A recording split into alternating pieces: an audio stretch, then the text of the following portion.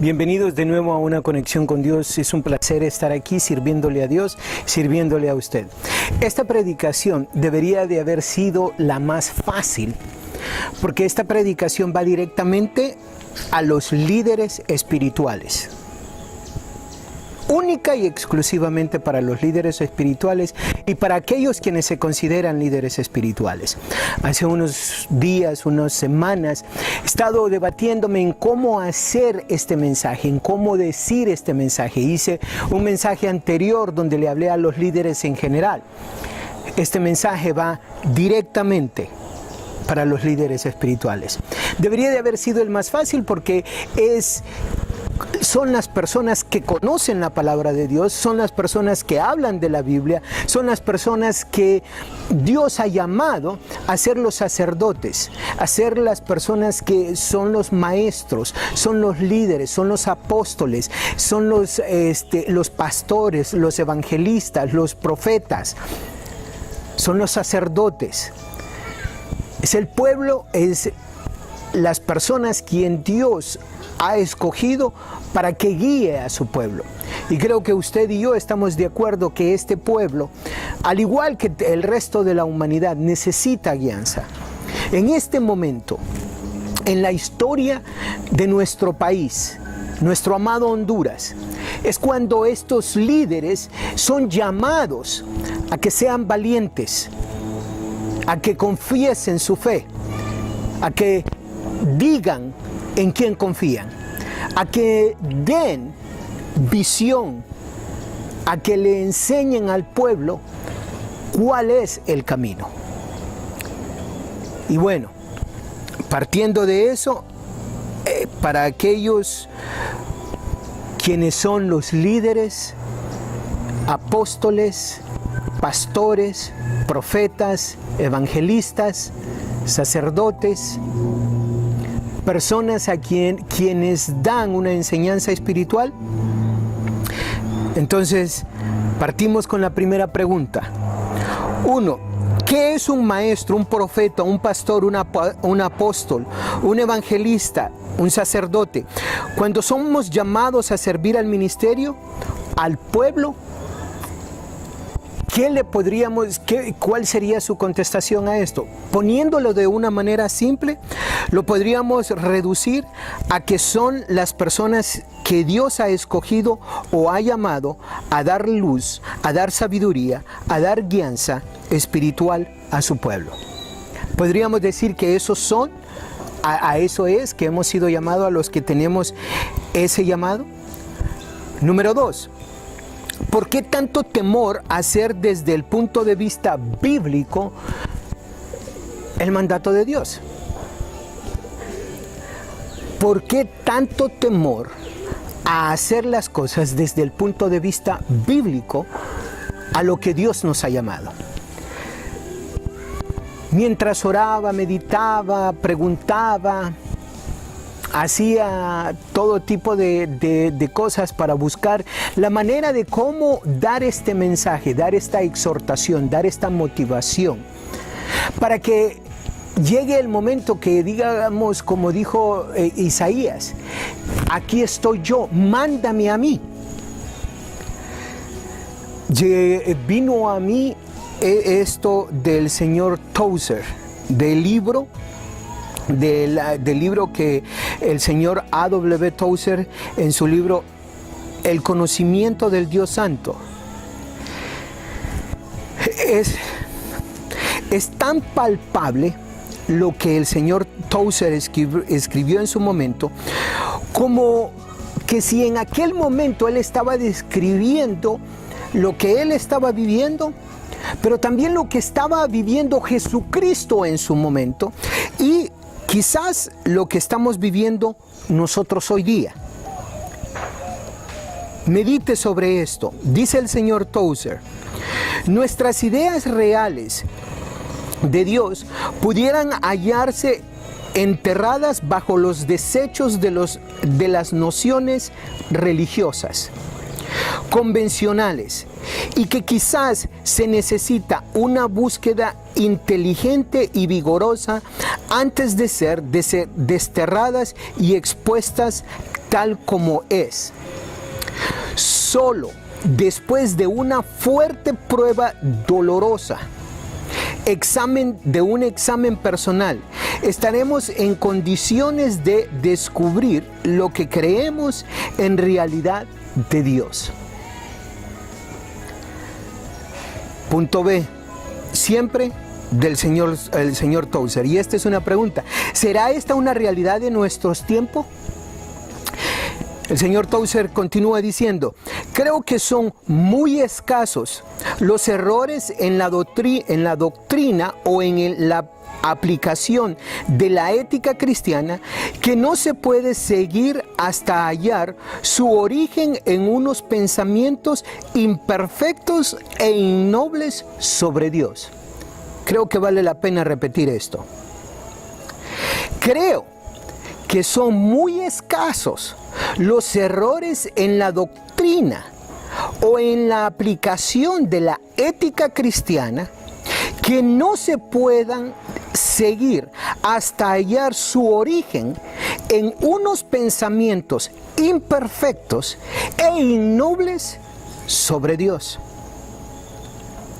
Dice el señor Tozer: opino que el concepto de Dios que prevalece en esta época es tan decadente que se encuentra completamente por debajo de la dignidad del Dios Altísimo y en realidad constituye para los que profesan ser creyentes algo que equivale a una calamidad moral. ¿Le suena familiar esto? Punto C, siempre del libro del señor Tozer. El bajo concepto de Dios destruye el evangelio para todo el que lo tenga entre los pecados a los que tiene el corazón humano. Es difícil hallar otro que sea más odioso para Dios que la idolatría, porque la idolatría es en el fondo un libelo con respecto a su personalidad. Y si usted, asumo que la gran mayoría de ustedes no van a tener ese problema, pero si a los poquitos que estaban como yo, que cuando yo leí esto que decía libelo, dije yo, ¿qué significa esto? Y libelo significa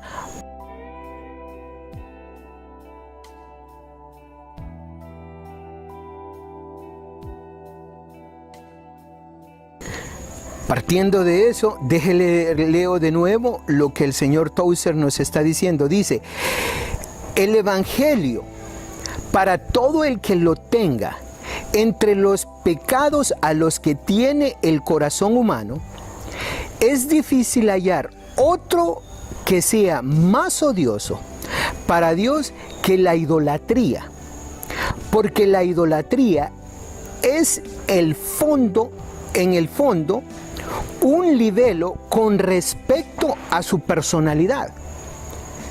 El idólatra da por sentado que Dios es otro distinto a quien es, algo que es en sí un monstruo pecado, y sustituye al Dios verdadero por otro hecho o a su propia semejanza.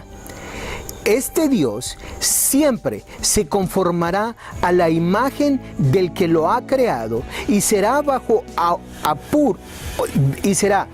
bajo o puro, o cruel o bondadoso, o según el estado moral de la mente de la cual ha surgido. En otras palabras, interpretado de otra manera, el Dios que nosotros creamos en nuestra mente, el Dios que nosotros desarrollamos o practicamos de acuerdo a la enseñanza que damos, puede ser o más bajo o extremadamente puro, o como un poquito inmoral o más inmoral. Si queremos entender cómo Jesucristo nos mira, miremos este ejemplo. Cuando a la mujer la agarran en el mismo acto y la llevan delante de él y le dicen, ¿qué haremos con esta mujer? Entonces viene Jesucristo y en ese momento dice, yo no la condeno. Si usted se sabe muy bien esta parábola, usted sabe que al final viene y le dice a esa mujer, ve y no peques más. O sea, en otras palabras, lo mira con compasión. Pero cuando usted mira a Jesucristo con los escribas, con los fariseos, que se creen muy santos, que se creen que están muy santos, les dice víboras, que crean leyes que ni ustedes mismos pueden cargar. Ponen cargas a la población que ni ustedes mismos son dignos de poder cargar. Esa es la idea que nos está dando el señor Tozer aquí. Sigue el señor Tozer diciendo, comienza en la mente, dice, y puede estar presente donde no se haya producido ningún acto abierto de adoración. Pablo dice, habiendo conocido a Dios, no le glorificaron como a Dios, ni le dieron gracias, sino que se envanecieron en sus razonamientos y su necio corazón fue entenebrecido. En otras palabras, nosotros los evangélicos, porque es exactamente al pueblo que le estoy hablando, nosotros los evangélicos venimos y criticamos mucho a una denominación que crea imágenes para adorar. Pero la idolatría no está únicamente cuando creamos una imagen física. La idolatría puede estar cuando deponemos esta supuesta leyes donde tenemos que tener una cobertura ¿de quién? De otro hombre. Una cobertura hecha por hombres. Y mi mejor ejemplo podría ser la iglesia más vieja que tenemos, que nosotros conocemos. Hay una cobertura que tienen esas personas. ¿Eso significa que es correcta? No. Eso significa que es hecha por hombres. Significa que no necesitamos la dirección, que no necesitamos ser manejados de acuerdo a la voluntad de Dios. No significa eso. No significa que no necesitemos dirección. No significa que no necesitemos guianza. Claro que sí, necesitamos esa guianza, necesitamos esa instrucción, necesitamos todo eso. Pero no lo necesitamos poner a un nivel donde está por encima de la palabra de Dios. Donde las leyes que crea ese concilio son más grandes o más fuertes de lo que la palabra de Dios nos enseña. A eso me refiero. Pueden existir concilios, creo que necesitamos los concilios, pero tenemos que tener cuidado en que esos concilios no lleguen a ser más grande que Dios mismo. Porque muchas de las veces ponemos a esas personas como a un Dios. O a esos concilios los creamos, les hacemos ídolos. Ustedes entienden a lo que me refiero. Punto número 3. Traéndole algo de luz a lo que leí anteriormente, vamos a leer en Hechos 5:7. Dice, y después de muchas discusiones, Pedro se levantó y les dijo, varones hermanos, vosotros sabéis, como ya hace algún tiempo que Dios escogió, que los gentiles oyesen por mi boca la palabra del Evangelio y creyesen. La razón por qué traigo esto al tema es por lo que he leído anteriormente y por los versículos bíblicos que estaré leyendo a continuación. Para que entendamos, si es que no lo tenemos bien claro todavía, que nosotros estamos en muchas cosas, en la gran mayoría de las cosas, al mismo nivel del pueblo de Israel. Ahora, habiendo dicho esto, nos vamos al punto B. Primera de Pedro, capítulo 2, versículo 7, dice: para vosotros pues, los que creéis, Él es precioso, pero para los que no creen, la piedra que de los edificadores desecharon, ha venido a ser la cabeza del ángulo. Versículo 8, y piedra de tropiezo y roca que hace caer porque tropieza en la palabra, siendo desobedientes, a lo cual fueron también destinados. Versículo 9, mas vosotros sois linaje escogido, real sacerdocio, nación santa, pueblo adquirido por Dios, para que anunciéis las virtudes de aquel que os llamó de las tinieblas a la luz. Admirable. Número 10. Vosotros que en otro tiempo no eras pueblo, pero que ahora sois pueblo de Dios, que en otro tiempo no habíais alcanzado misericordia, pero que ahora habéis alcanzado misericordia. Punto C. Segunda de Pedro, capítulo 2, versículo 2. Y muchos seguirán sus disoluciones, por causa de las cuales el camino de la verdad será blasfemado. Y por avaricia harán mercadería de vosotros con palabras fingidas, sobre los tales ya de largo tiempo.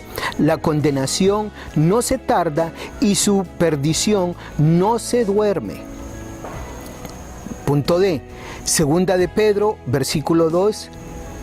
capítulo 2, versículo 15. Han dejado el camino recto y se han extraviado siguiendo el camino del Balaán, hijo de Beor, el cual amó el premio de la maldad. Con esto, hermanos, lo que quiero decir, lo que quiero comunicar, es que tenemos una obligación de acuerdo a la palabra de Dios en dar guianza, en dar guía, en dar visión al pueblo. Y no nos podemos acobardar y no podemos seguir siendo como quizás lo fueron cuando crucificaron a Jesucristo. No como quizás, sino como cuando crucificaron a Jesucristo. Que habían escribas, habían fariseos que sabían cuál era la verdad, y porque habían escogido, según ellos, a líderes, sabiendo que sus líderes estaban haciendo lo incorrecto, no dijeron nada y se quedaron callados. ¿A qué me refiero con esto? Para ser más puntual con esta situación. Supuestamente en el gobierno tenemos personas quienes están representando el interés o el nivel espiritual o el cuerpo de Cristo. Y no es una mentira, y no soy nadie para juzgarlo a ellos. Lo que sí puedo hacer yo y puede hacer cualquier persona afuera, puede decir que la credibilidad de esas personas quienes están asesorando se ha perdido.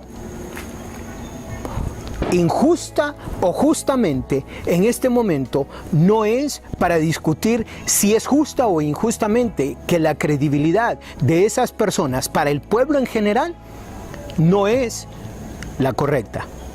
Nosotros tenemos que tener, sí, representantes que defiendan nuestros principios, nuestros valores, quien lleven la luz, pero que no estén en la planilla del gobierno. Si nosotros seguimos apoyando y diciendo que esas son las personas quienes representan la comunidad evangélica, nosotros estamos siendo copartícipes de todo lo que se está haciendo en el gobierno. Y discúlpeme usted si usted dice: Alexis, no tienes el derecho, no tienes, tengo todo el derecho. ¿Sabe por qué tengo todo el derecho? Porque soy un hondureño, soy una persona evangélica, soy un predicador. Eso me da el derecho a decirle que si usted, como líder espiritual, no tiene el valor para decir: esta persona no representa los valores espirituales, no representa al pueblo, usted está siendo copartícipe con lo que ellos están haciendo. Y sé que el pueblo en general no está de acuerdo con esos líderes, por obvias razones. Entonces, necesitamos tener el valor, tener la fuerza que la palabra de Dios nos da para ir y hacer lo correcto. Él quiere platicar con nosotros, perfecto. Vamos a poner las personas, las 2, 3 personas, quienes van a representar el movimiento evangélico, pero vamos a cambiar a esas 3 personas que él tiene ahí. O al menos él puede seguir con esas 3 personas, pero que no representen lo que el pueblo evangélico cree, piensa y siente. Ellos pueden seguir dando su asesoría, pero que no nos engañemos y que él no se engañe de que representa al pueblo evangélico. Número 4, ¿estaríamos de acuerdo que todo el tiempo el pueblo necesita dirección? Pero en este momento, en la historia de nuestro país, nuestro mandatario, presidente de la República, ha abierto una puerta y ha dicho: necesito ayuda, y nuestro pueblo está pidiendo auxilio a gritos. ¿Estaría usted de acuerdo conmigo de que nuestro mandatario, nuestro presidente, ha dicho: quiero que vengan? Si no lo ha escuchado, déjeme saber, le mando el video donde él ha invitado, ha hecho una invitación a que nosotros vayamos y participemos. Ahora, entiendo, si usted lo ha visto y si usted lo mira como yo lo miro, sabemos que el 90% de las personas estarían de acuerdo que posiblemente eso es una estrategia política. Y yo estoy de acuerdo con usted, posiblemente eso es lo que es una estrategia política. Pero al final del día, él sí ha abierto esa puerta. Y nuestra obligación, ya que él ha abierto esa puerta, ya que él ha dicho que necesita la ayuda, nuestra obligación es ir y ayudar. Pero ir y ayudar basado en los principios bíblicos que nosotros sabemos y conocemos.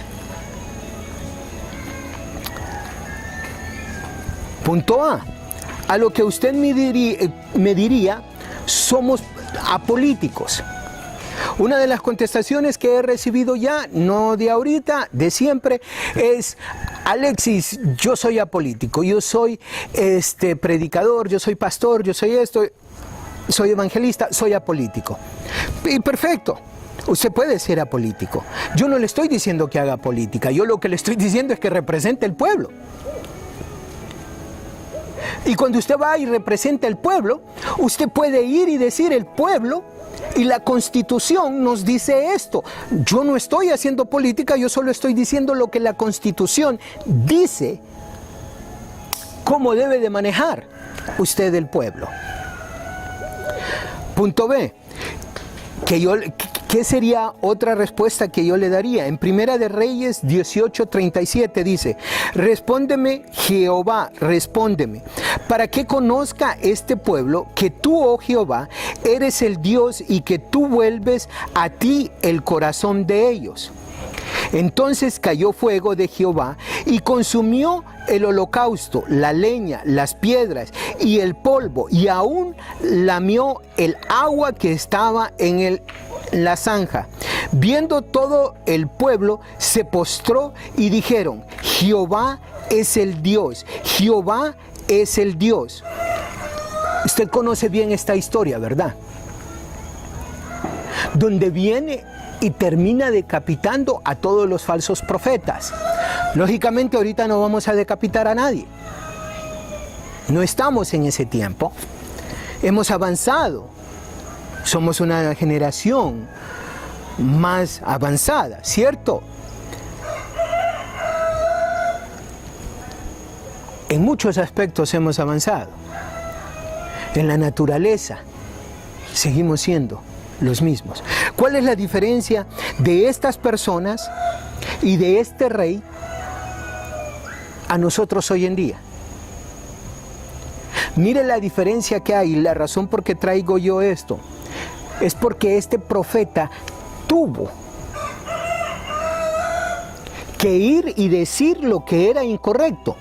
De la manera como se nos está llamando a nosotros, se nos está invitando a nosotros a que vayamos y digamos lo que no es correcto. Pero para eso se necesita tener valor. Para hacer eso se necesita ser un verdadero valiente. No puedo decir un verdadero hijo de Dios, porque hay muchos hijos de Dios, simple y sencillamente no tienen el valor o la valentía para pararse y decir, esto es incorrecto. Pero puede ser un hijo de Dios. Ahora, Dios nos está abriendo las puertas. Dios nos ha hecho 2 milagros. El primer milagro fue cuando los policías dijeron, no vamos a ir y reprimir al pueblo. Y Dios nos abrió una puerta ahí, nos abrió una oportunidad. Verdaderamente creo que Dios nos ha abierto la oportunidad, otra segunda oportunidad, cuando el presidente dice, vengan, hablemos, hagamos una plática.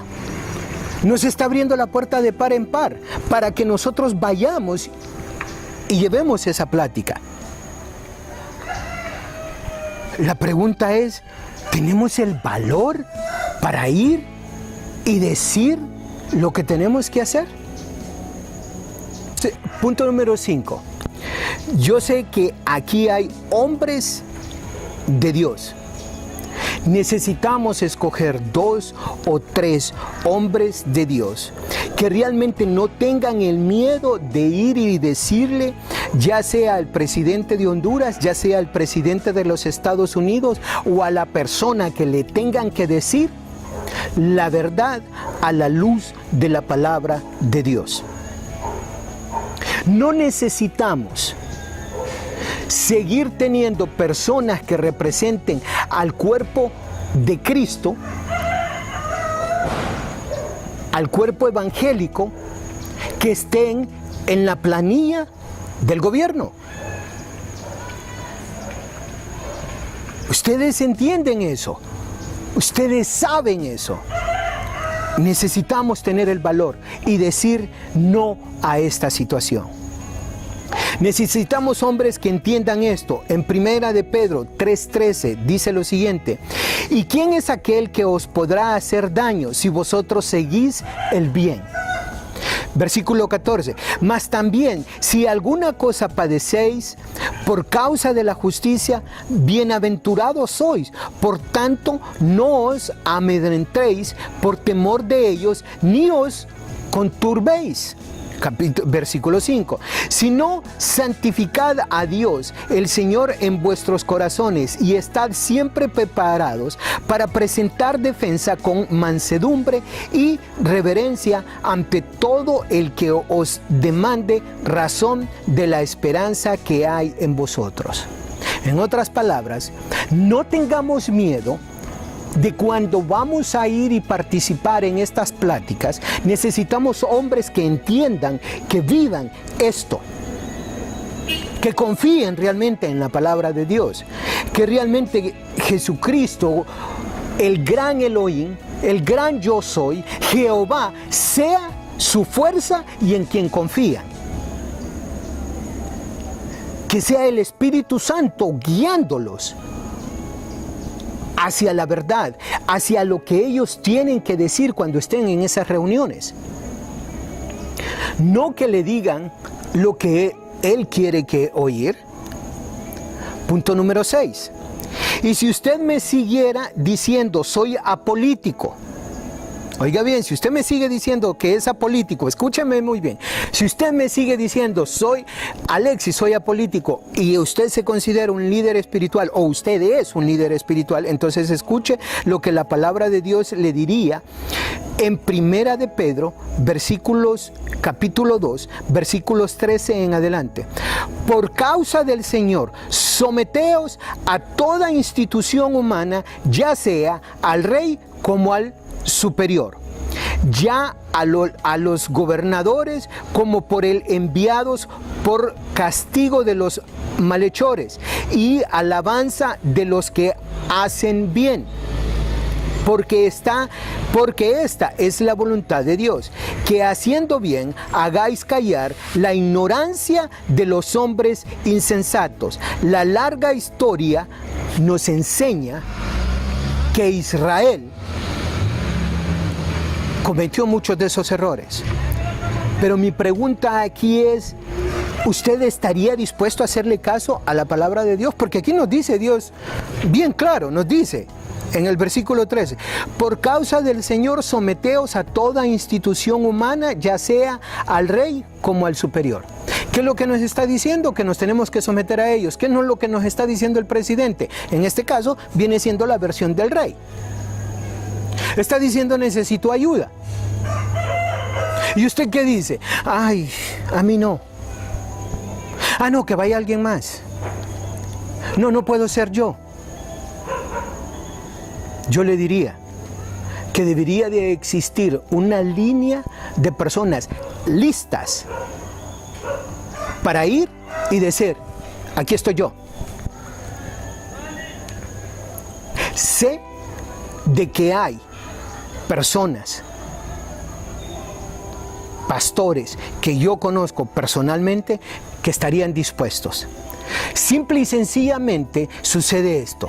El status quo, la cobertura, supuestamente la cobertura debería de ser que hay alguien más arriba que debería de ir, que está más preocupado por su agenda personal, por su agenda de ministerio, pero no lo hace él, ni permite que estas personas que sí están listos vayan y representen. A lo cual yo le invito a que incluso hiciéramos eso. Que no fueran los grandes personajes que nos fueran a representar, sino que fueran los pastores que están aquí abajo, que están siendo fieles, que nos vayan y nos representen. Tengo, por ejemplo, un amigo que conozco, un pastor que conozco, un joven, inteligente, amador de la palabra de Dios, conocedor de ella, con mucha sabiduría, en La Paz. Hay 2, 3 pastores que conozco ahí que sé que tienen la capacidad de ir y representarnos. Y yo sé que cada uno de ustedes que me conoce de esos pastores que no tienen ese gran nombre, que no tienen ese gran reconocimiento, pero que son hombres de Dios, que tienen la integridad, que tienen la fuerza para ir y representarnos como necesitamos que nos representen, sin miedo a la posición que alguien más pueda tener, y decirle con respeto la verdad. Punto número 6. Algo más o quizás ya para terminar, quiero hacer algunas sugerencias. Me gustaría hacer unas sugerencias. Y en las sugerencias va esto.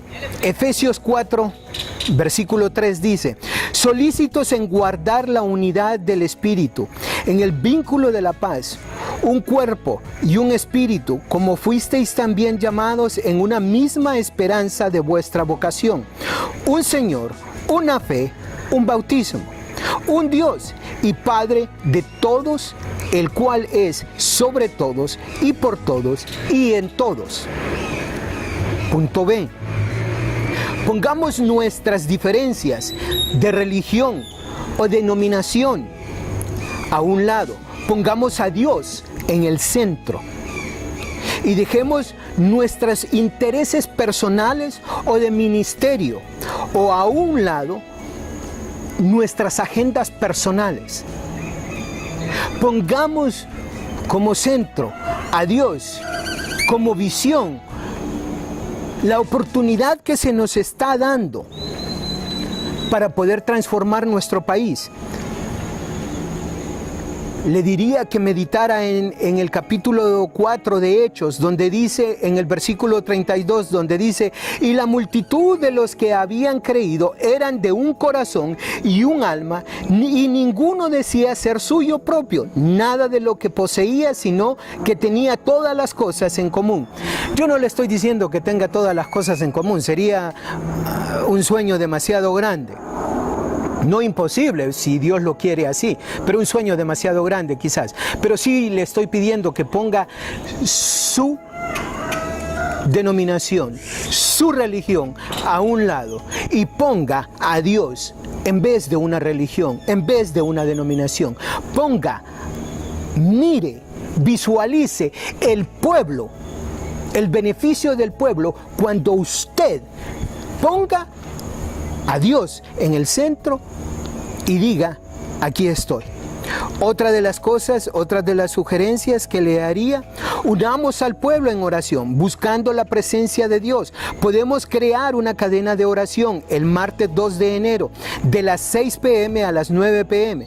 Sé que podemos involucrar diferentes canales seculares. Sé que cada uno de ustedes que me está viendo quizás tengan acceso o conocen a alguien que tenga un canal cristiano, un canal de televisión cristiano, una radio cristiana. Díganle, únanse, unamos al país este 2 de enero en una oración, en una plegaria, diciéndole a Dios: perdónanos, por favor, perdónanos. Te amamos. Gracias por escuchar nuestra oración. Gracias por los 2 milagros que hasta hoy nos has dado. Te pedimos un cuarto milagro.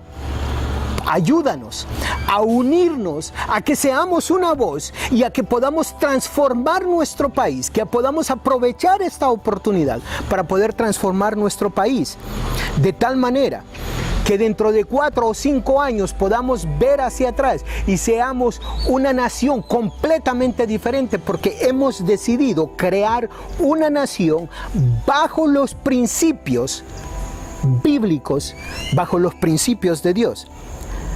Hacer una lista, otra de las cosas, hacer una lista de peticiones claras, específicas. Algo que les recomiendo es: miren el video que vamos a poner a continuación para que tengan una idea de algunas de las cosas que nosotros podemos hacer. Miren la agricultura israelí ha alcanzado logros asombrosos y constituye un ejemplo a seguir para muchos países en el mundo.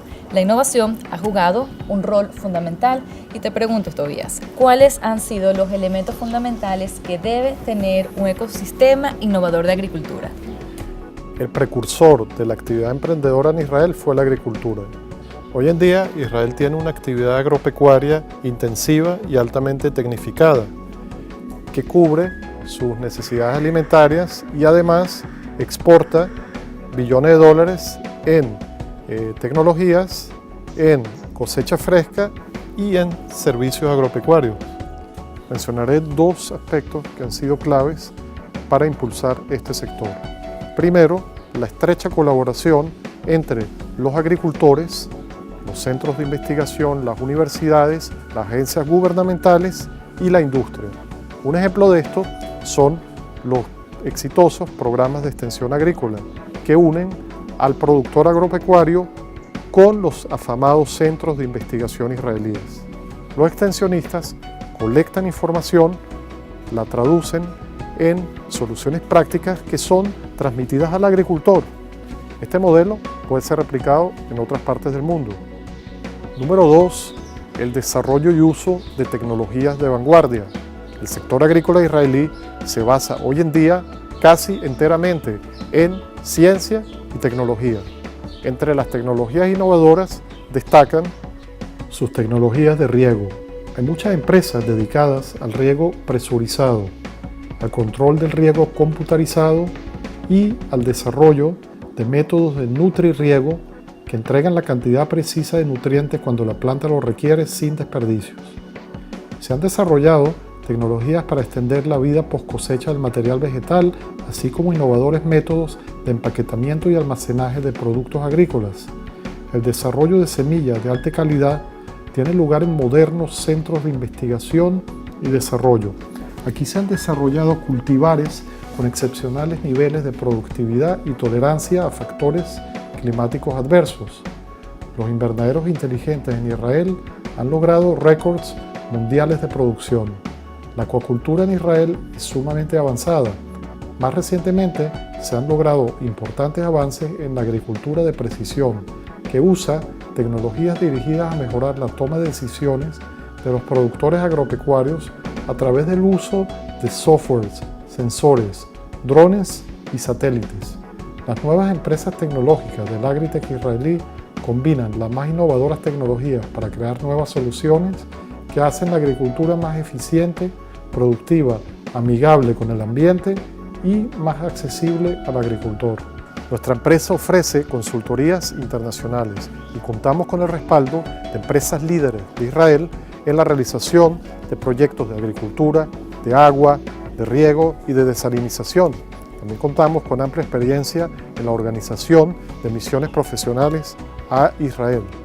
Ponemos a su disposición nuestra experiencia con el ecosistema de negocios e innovación de Israel, que se caracteriza por ser uno de los más dinámicos del planeta. Con nosotros podrán familiarizarse con las tecnologías de punta y además podrán obtener una visión objetiva de cómo resolver los principales problemas de su industria. Los invitamos a que nos contacten. Muchas gracias.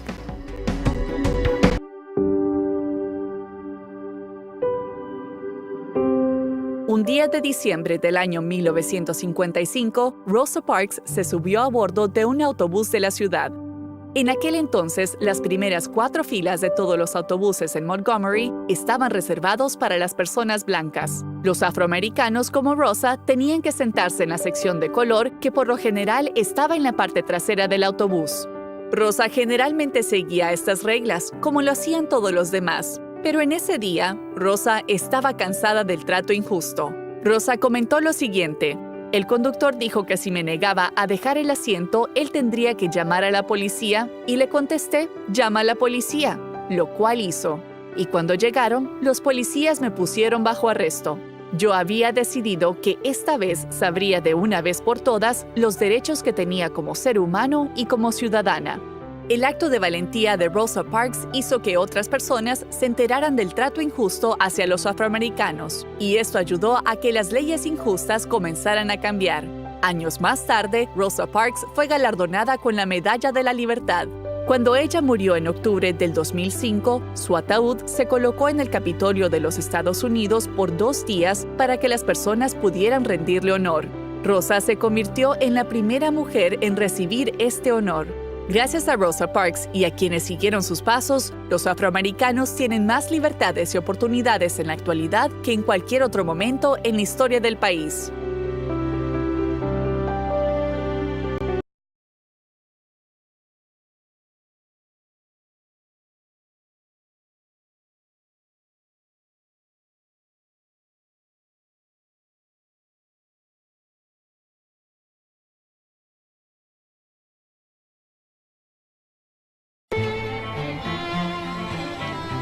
Daniel, debo ser el único español que en los últimos meses viene a Suiza y no se trae un maletín con dinero.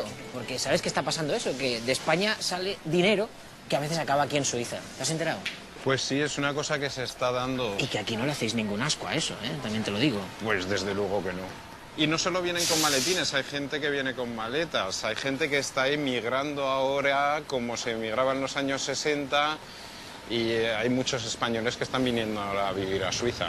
Yo no he venido a Suiza para hablar de eso, yo he venido para intentar comparar dos sistemas políticos, el español y el suizo, que se basan en lo mismo, en la democracia, pero se aplican de maneras diferentes. Tú aquí en Suiza te dedicas a la política. Sí, vamos, me presento ahora para las elecciones al Parlamento Cantonal, que es el equivalente a una comunidad autónoma y por tanto debo de ser político, sí. Debo de ser político, ¿qué quiere decir eso? A ver, es que en Suiza es un poco complicado definir qué es un político porque la política aquí es un hobby. ¿Cómo un hobby? Pues sí, son aficionados, no es una profesión. Pero aquí no hay gente que se gane la vida con la política, que tenga un sueldo de político y con eso ya pueda vivir. No, solamente los ministros. O sea, ¿Solo los ministros? Sí, a nivel federal tenemos 7 ministros. En total, ¿cuántos suizos se ganan la vida solo con la política? Pues alrededor de 150 ministros cantonales puede haber en todo el país y 7 ministros federales. Los demás lo ejercéis de forma amateur, combinándola con otro trabajo. Yo cuando ojalá algún día sea diputado en ese ayuntamiento que ves ahí en el fondo, seguiré trabajando en mi profesión y en mis empresas. ¿A ti te gustaría ser político profesional? La política en Suiza es una vocación, no es una profesión. Y además no se puede planificar una carrera política, precisamente porque aquí tenemos listas abiertas en las que tú, por muy bien que te lleves con el jefe del partido, estás a merced de lo que vote el pueblo. El concepto listas abiertas, bien, ¿en qué consiste eso? Porque en España oímos hablar mucho, pero a la práctica tampoco sabemos cómo funciona. Te enseño, por ejemplo, la que me presento yo. Esto sería una lista abierta. Sí. ¿Este sería el cabeza de lista? No, para nada. Este es el que tiene la suerte de tener un apellido que empieza por A. Ah, estáis ordenados por orden alfabético. Claro. Yo en España tendría una lista como esta. Sí. La cogería, la metería en un sobre y los votaría a todos. No tendría la posibilidad de elegir a uno o a otro. Aquí sí que tenéis esa posibilidad.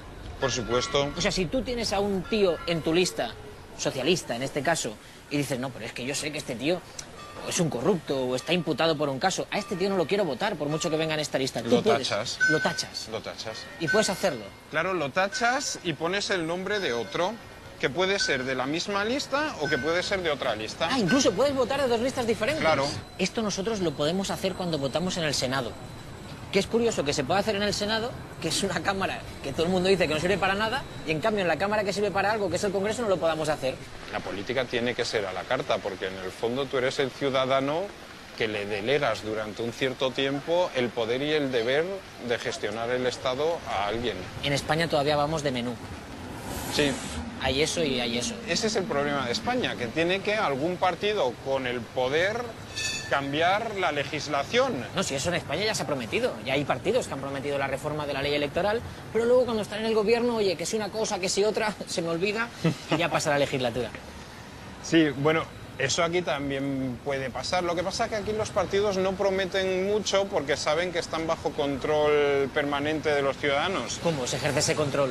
A ver, aquí 4 o 5 veces al año tenemos un fin de semana en el que se vota sobre referendos e iniciativas populares. ¿Qué dices? Nosotros votamos de media una vez al año y ya lo llamamos la fiesta de la democracia. Cada decisión que toma el Parlamento sobre una modificación o de la Constitución o de una ley, tú puedes hacer un referéndum en contra. ¿Cuántas firmas necesitas? A nivel cantonal, en Basilea son 1.500, a nivel federal son 50.000. Entonces tú dices, a mí esa ley no me mola. Recoges 50.000 firmas y luego el pueblo decide sobre eso. Yo creo que esto que me cuentas en España suena hasta revolucionario. ¿Qué pasa, que aquí en Suiza triunfó el 15M? No tiene nada que ver con el 15M, esto es ya histórico de toda la vida y hasta cierto punto me extraña que te parezca revolucionario. O sea, ¿a ti qué es lo que te parece revolucionario de que yo pueda elegir al que a mí me dé la gana? Yo creo que allí los políticos no se fían del pueblo y el pueblo no se fía de los políticos y me parece muy grave. ¿Tú crees que ahora mismo en Suiza hay la misma desafección hacia la política que la que puede haber en España? No, para nada. De hecho, las estadísticas demuestran que en Suiza la confianza en el gobierno y en el Parlamento es el doble más alta que en cualquier otro país de la Unión Europea. por varias razones. Primero, porque mucha gente se siente político y por otro lado, vale más que el pueblo tenga que tragarse las consecuencias de un error que ha cometido el pueblo que no de algo que considera un error del gobierno. Si tú te lo guisas, tú te lo comes más a gusto. En España ahora mismo en la crisis la gente se está comiendo un guiso que no ha guisado y eso les jode. Aquí con tantos referéndums, ¿qué tenéis? ¿Montados los colegios electorales todo el año? No, para nada. El 96% votamos por correo. De hecho, el fin de semana que se vota, hasta las 12 puedes entregar aquí tu último voto. ¿Dónde está eso? Que se ¿Dónde olvidaron. lo ponen? Mira, te acompaño.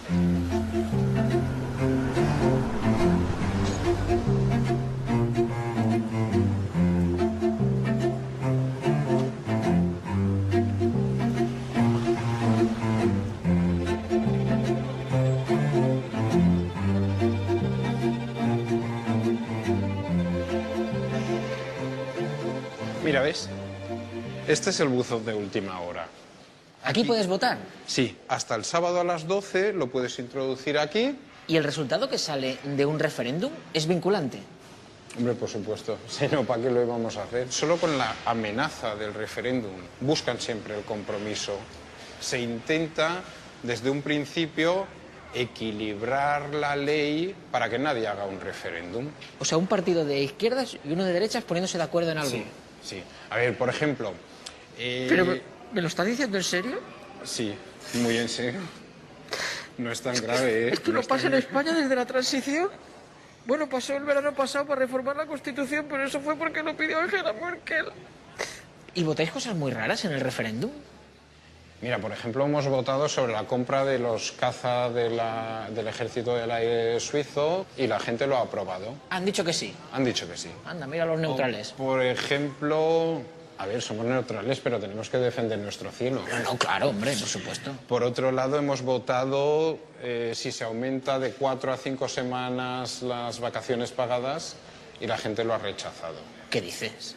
Sois muy raros, ¿eh? Perdona que te diga. Pero, tío, que hemos subido por referéndum el IVA. ¿Ves cómo soy raro? Eso lo preguntas en España y sale que no seguro, vamos.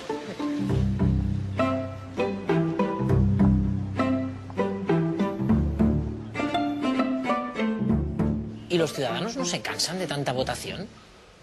A ver, no hay obligación de participar. Es muy desigual la participación. Claro. A ver, ahora Depende de la dentro- pregunta.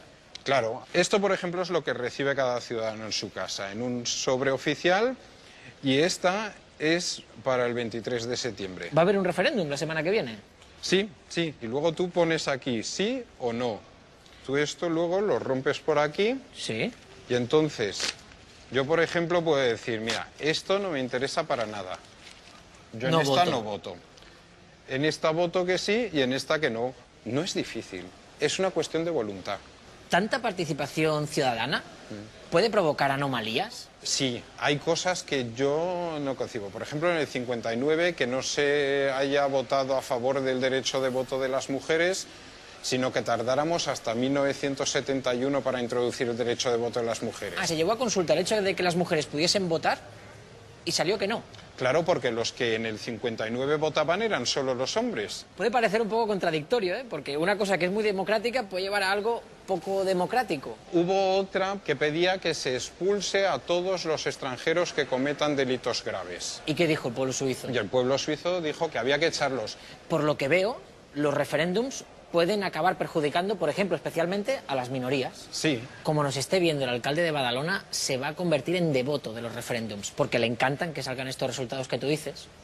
Estos que a sí, los pero inmigrantes a no lo mejor los hay tienen muy otras en cuenta. cosas que no le van a encantar. Hay votaciones que las pierdes y lo asumes, y hay otras que dices, hubiera sido mejor no votarlo. El pueblo está equivocado. El pueblo nunca está equivocado, pero quizás al pueblo pues también se le puede influenciar hasta cierto punto. ¿Con qué te quedas? ¿Con un sistema con esas anomalías o con un sistema como el nuestro donde hay escasa participación directa? Hombre, yo por supuesto me quedaría con un sistema como el suizo con ciertas correcciones. Hay cosas sobre las que no se pueden votar. Y ahora mismo se está limitando y se dice lo que son derechos humanos no se pueden violar. aunque el pueblo lo quiera. ¿Crees que es exportable un sistema como el suizo a un país como España? Hombre, yo creo que se debería de exportar el concepto en sí, pero es complicado porque hay que exportar todos los componentes de este sistema. No se puede decir solo una parte nos mola y la introducimos en la Constitución. Solo los referéndums.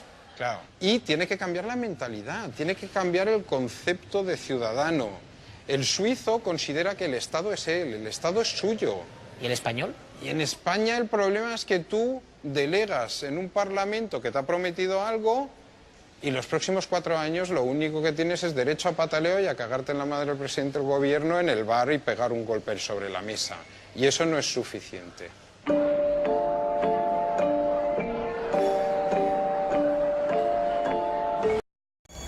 Habiendo visto este video, creo que a usted no lo tengo que convencer que la Biblia es una verdad absoluta y que Dios está listo para contestar nuestras peticiones. Si nosotros logramos unirnos, hacer que nuestro país se convierta en una plegaria para Dios, poner nuestras agendas de religión, de denominación a un lado, poner al pueblo y a Dios como lo más importante, nosotros podemos unir el país, podemos lograr esto, podemos lograr hacer que las personas quienes hagan la política creen una constituyente, creen una constitución nueva donde los actuales participantes de la razón por la cual nosotros estamos ahorita no tengan ni arte ni parte en esto.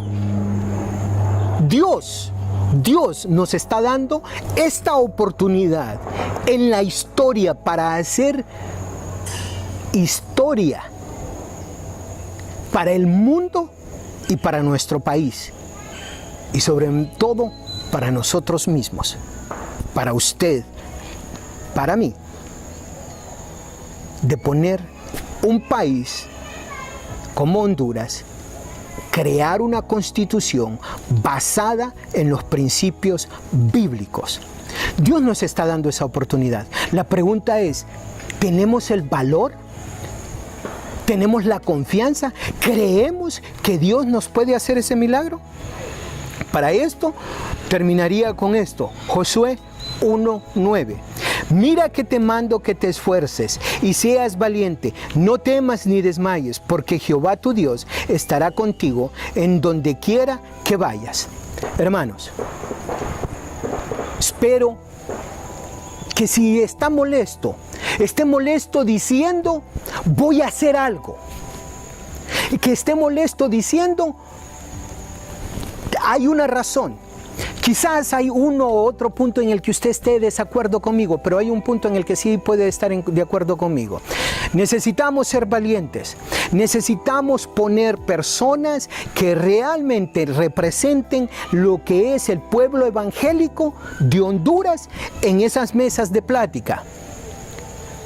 Necesitamos dejar la burocracia, necesitamos dejar la religión. Por un lado, poner a Dios, a Jesucristo, al Espíritu Santo en el centro y permitir que Él nos dirija. Espero que el 2 de enero usted sea uno de los que se une a esta cadena de oración y que nos busque para poderlo hacer. Que Dios me le bendiga.